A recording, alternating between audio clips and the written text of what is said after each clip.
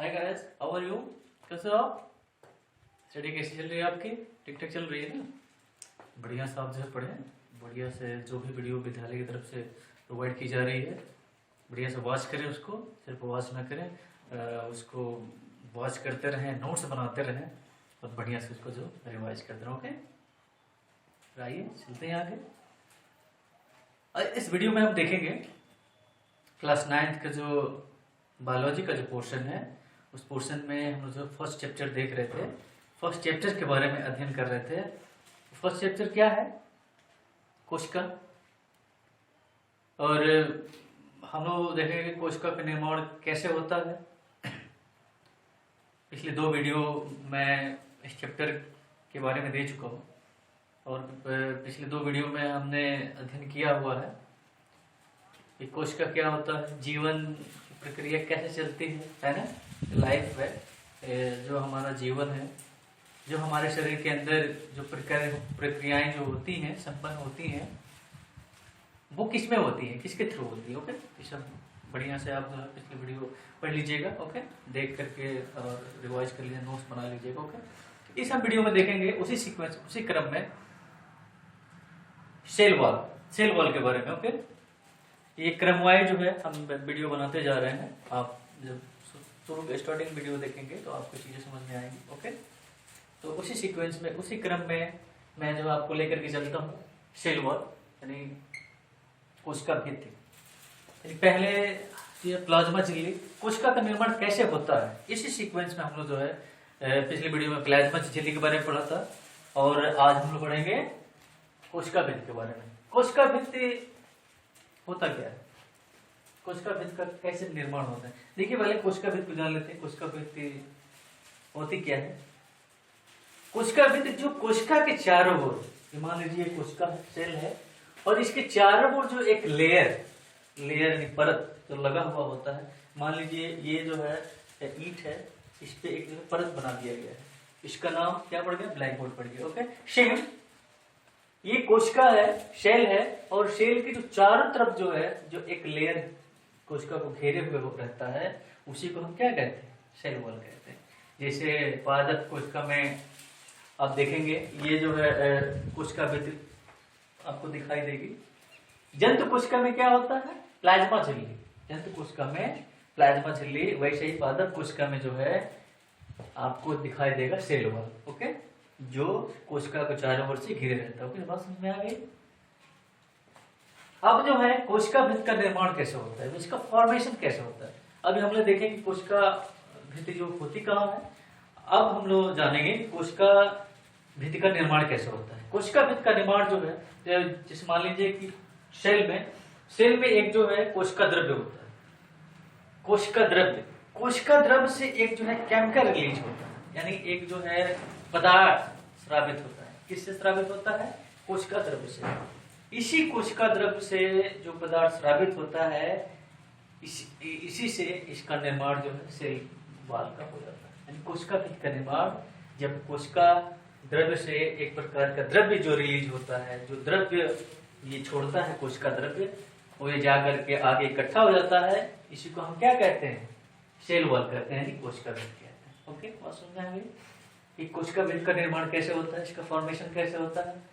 अब हम लोग देखेंगे कि सेल वॉल यानी कोशिका भित्ति के बीच में ये जो कोशिका भित्ति के बीच में एक पैक्टिन और कार्बोहाइड्रेट का एक अस्तर होता है। ये दो, मान लीजिए 2 अस्तर है, ये पैक्टिन और कार्बोहाइड्रेट का एक अस्तर होता है। इनके 2 कोशिकाओं के बीच में जो है पैक्टिन और कार्बोहाइड्रेट का एक अस्तर होता है। ठीक है, इसको हम जो है मध्य पटलिका कहते हैं, जिसको हम क्या कहते हैं?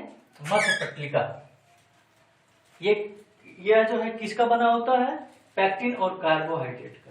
ठीक है ना? ओके, पैक्टिन और कार्बोहाइड्रेट का बना होता है, जिसको हम कहते हैं मध्य पटलिका।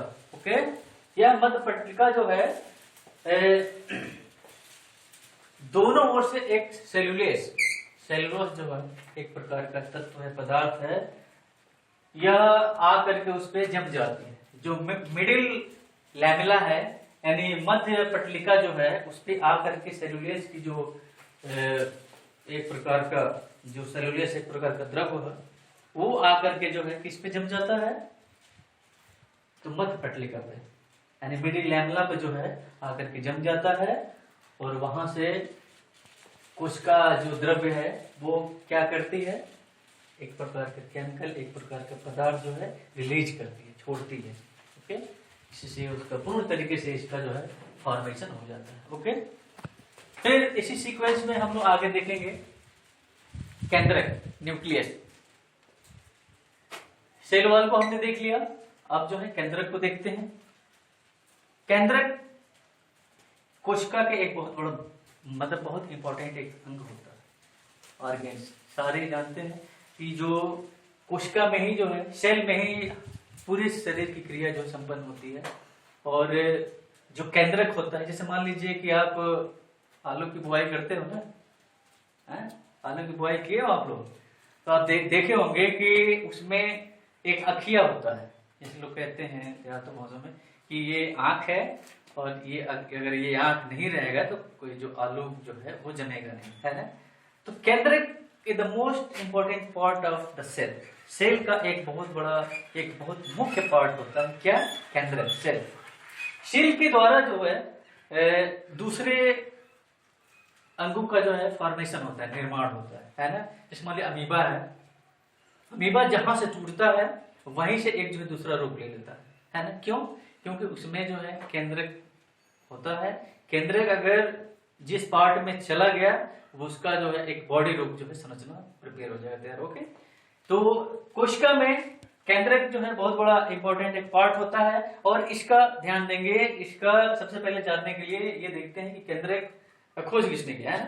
केंद्रक का खोज किसने किया हुआ है, तो रॉबर्ट ब्राउन ने 1831 ईस्वी में सबसे पहले केंद्रक को किसने देखा था, रॉबर्ट ब्राउन, है ना। पिछले वीडियो में मैं भी, फर्स्ट वीडियो में मैंने इसके बारे में जिक्र किया, वो बढ़िया सब देख लेना कि कोशिका का खोज किसने किया, केंद्रक का खोज किसने किया, है ना, कोशिका भेद का खोज किसने किया। ये सब बढ़िया सा आप देख करके नोट्स बना लोगे। ये मुख्य बातें हैं, हम ये जानने से कोई मतलब है नहीं, वो चीजें जानना मोस्ट है। इसलिए फर्स्ट वीडियो को जो है बहुत बढ़िया से पढ़िएगा, मैंने सब कुछ उसमें जिक्र कर दिया। ओके, तो केंद्रक जो होता है, केंद्रक का खोज किसने किया फर्स्टली, तो रॉबर्ट ब्राउन ने कब, 1831 ईस्वी में। ये किसमें किया, ये क्वेश्चन पूछा जा सकता है। मान लीजिए कोशिका का खोज रॉबर्ट ब्राउन ने किया, मानते हैं नो, कब किया आप बता दोगे 1831 में। लेकिन सवाल ये हो जाएगा, दो तरह के कोशिका है, एक प्लांट सेल है, ठीक है, एक प्लांट सेल और एक एनिमल सेल। तो किसमें देखा था उन्होंने, सवाल होगा कि नहीं होगा, आप खुद से सवाल कीजिएगा तब जाके पढ़ने मजा आएगा। तो ये इन्होंने देखा था प्लांट सेल में, ठीक है ना, ध्यान देना। ये रॉबर्ट ब्राउन ने फर्स्टली जो है केंद्रक का पता किसमें लगाया था, तो प्लांट सेल में, यानी पादप कोशिका में, अंडरस्टैंड। फिर हम देखते हैं केंद्रक जो है किसका बना होता है। केंद्रक क्रोमोसोम्स, या जो है क्रोमोसोम्स का एक जो है लेयर होता है, क्रोमोसोम्स इसमें जो है इंक्लूड होता है, शामिल होता है। क्रोमोसोम सब होता क्या है, जब हम अनुवांशिकता के बारे में पढ़ेंगे, यानी आपके चैप्टर है कि नहीं है, फिर देख लेंगे, अनुवांशिकता के बारे में पढ़ेंगे तो क्रोमोसोम्स के बारे में डीपली जो जानेंगे होता है। लेकिन शॉर्ट में हम बता दे रहे हो क्रोमोसोम्स होता क्या है। केंद्रक में जो है क्रोमोसोम्स होता है। केंद्रक में क्या होता है, क्रोमोसोम्स। क्रोमोसोम्स में, क्रोमोसोम्स पहले जाना था, क्रोमोसोम्स किसका बना होता है, तो डीएनए। डीएनए का आपने नाम सुना होगा, डीएनए एंड प्रोटीन, ठीक है। डीएनए और प्रोटीन का ये जो है मिल करके फॉर्मेशन होता है किसका, क्रोमोसोम्स का। और क्रोमोसोम्स में ही जो है क्या होता है, जीन। जीन आप जाने हो, क्रोमोसोम्स में जीन होता है। जीन का कार्य क्या होता है, तो जीन जो भी, जो माता पिता के जो गुण होते हैं उनके संतानों में क्या कर देता है, प्रतिष्ठित कर देता है। यानी हम लोग, हम में से कोई ना कोई अपने माता पिता जैसा है। ये किसकी देन है, तो जीन का। यानी जीन किसमें होता है, क्रोमोसोम्स में। क्रोमोसोम्स किसका बना होता है, डीएनए आरएनए। यही डीएनए इसलिए जो है आप देखोगे कोई हैपनिंग होती है, कोई घटना होती है, तो क्या जांच होती है, डीएनए जांच होती है। डीएनए से पता चल जाएगा कि इस व्यक्ति के फला व्यक्ति की फला बच्चे का पिता कौन है ना। इसलिए डीएनए की जांच की जाती है। डीएनए में क्या होता है, क्रोमोसोम्स, है ना, क्रोमोसोम्स। क्रोमोसोम्स में गुण, क्रोमोसोम्स कितने होते हैं मनुष्य में? 46 जोड़े गुणसूत्र है ना, 46 जोड़े, यानी हर एक जीव में जो है ये गुणसूत्र होते हैं, क्रोमोसोम्स होते हैं।